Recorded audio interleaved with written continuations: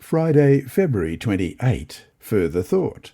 Nothing is more plainly taught in Scripture than that God was in no wise responsible for the entrance of sin, that there was no arbitrary withdrawal of divine grace, no deficiency in the divine government that gave occasion for the uprising of rebellion.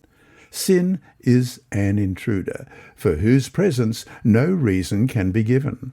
It is mysterious, unaccountable. To excuse it is to defend it.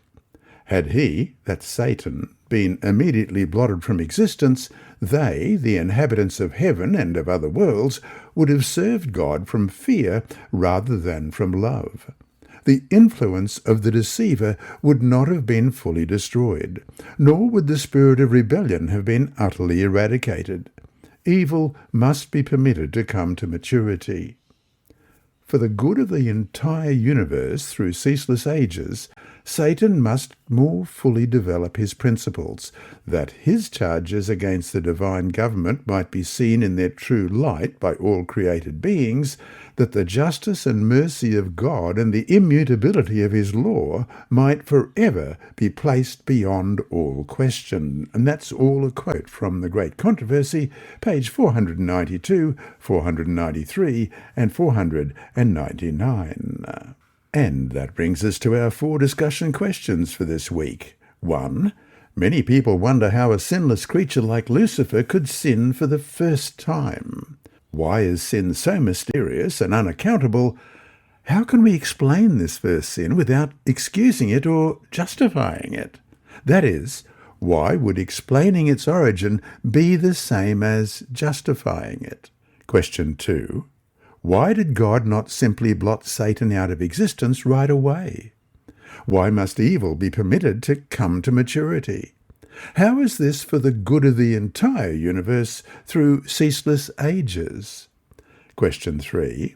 Why is it so important to understand that the conflict between God and Satan is not one of sheer power, but a conflict of a different kind? How does a conflict over character make sense in ways that a conflict over sheer power could not? And the final and 4th question. How does understanding the nature of the conflict pull back the curtain, so to speak, on ways in which your own life might be a microcosm of the cosmic conflict? In what ways are you even now experiencing the reality of this conflict? How should you respond to ways that show whose side you truly are on?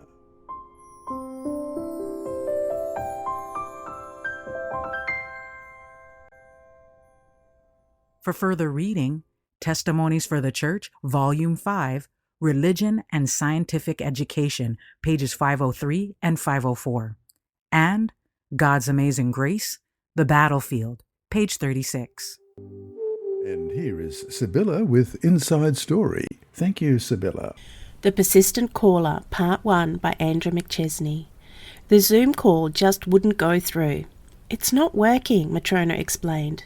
Over her phone, Colette could hear Matrona typing and retyping the Zoom password on a facility computer. It was a call that they had attempted many times that week. Matrona was among many Alaskan Native children living in facilities and foster homes in Alaska, and she was eager to get acquainted with Colette. She tried the password again. "It's not working," she cried. "It's okay," Colette said. "It's not okay. I want to try again," Matrona said. When it still didn't work, Colette suggested they talk on the phone instead. Colette Rial, a Seventh-day Adventist paediatrician in Anchorage, was eager to get acquainted with Matrona too. An Alaskan Native girl, Matrona was eligible for adoption at a facility in Fairbanks, located 360 miles away. Matrona reluctantly agreed to talk by phone. The first question she asked was, "What are your house rules?" "That is something we can talk about more when you get to our house," Colette said, "but respect is pretty big in my house." Matrona quizzed Colette for the next 30 minutes.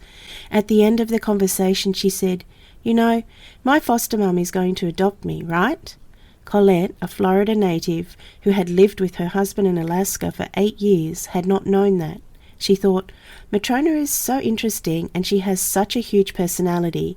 This is going to be an adventure." From her side, Matrona knew that Colette was looking to adopt, but she didn't want to get hurt, so she made it difficult for Colette to get close. Colette asked how often she could call, and Matrona proposed once a week on Tuesdays. But when Colette called, Matrona wasn't available or didn't answer. They changed the time to Thursdays and then to Saturdays. Colette sensed that Matrona was annoyed, but she couldn't understand why.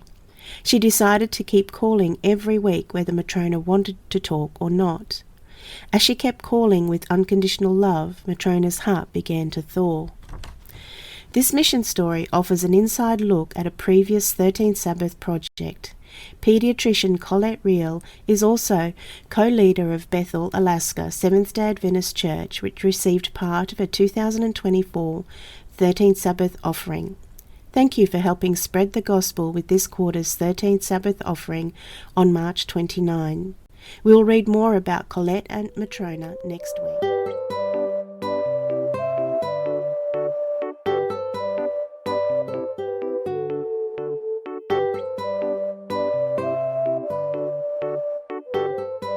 And remember, God is always faithful.